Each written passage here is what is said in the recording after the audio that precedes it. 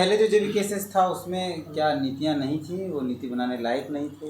मैंने ये महसूस किया कि वह पूरी तरीके से एक सिंडिकेट में तब्दील हो रहा है और पूरी तरीके से उद्देश्यों से भटक रहा है, और जिसके कारण से मुझे ये आवश्यकता महसूस हुई कि झारखंड के लोगों को एक प्लेटफॉर्म की ज़रूरत है, और इस प्लेटफॉर्म के लिए हम लोगों ने ये सफ़र की शुरुआत की है। ऐसा माना जाए कि 24 में युवाओं की सरकार होगी।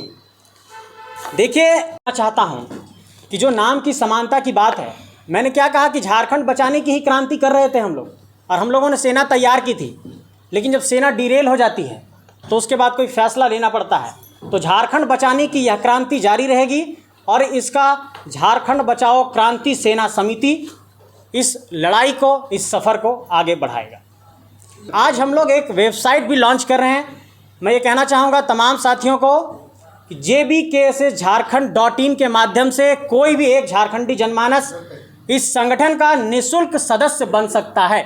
jbkssjharkhand.in हमारा वेबसाइट है, और इस वेबसाइट पर आप लॉगिन करके वहाँ पर मेंबरशिप ले सकते हैं, और कोई भी एक झारखंड का सामान्य आदमी निःशुल्क सदस्य इस संगठन का बन सकता है।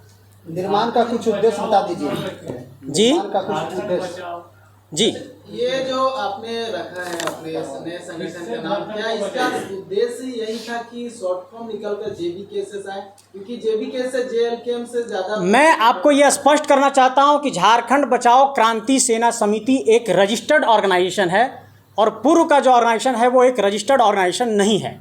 तो झारखंड बचाओ क्रांति सेना समिति लीगली एक पंजीकृत संस्था है, एक पंजीकृत संगठन है, जिसका अपना वेबसाइट jbkssjharkhand.in है, और उसके बाद झारखंडी जनमानस को हम लोग जोड़ेंगे। निर्माण का कुछ उद्देश्य बता दीजिए। निर्माण का उद्देश्य है कि झारखंड के जिन बिंदुओं को लेकर, यहाँ के विस्थापन, पुनर्वास, नियोजन, स्थानीयता, जिन बिंदुओं को लेकर हम लोगों ने लड़ाई लड़ी थी और झारखंड के तमाम जनमानस को हम लोगों ने एकजुट करने का प्रयास किया था, उन्हीं उद्देश्यों के साथ हम लोग लड़ रहे हैं।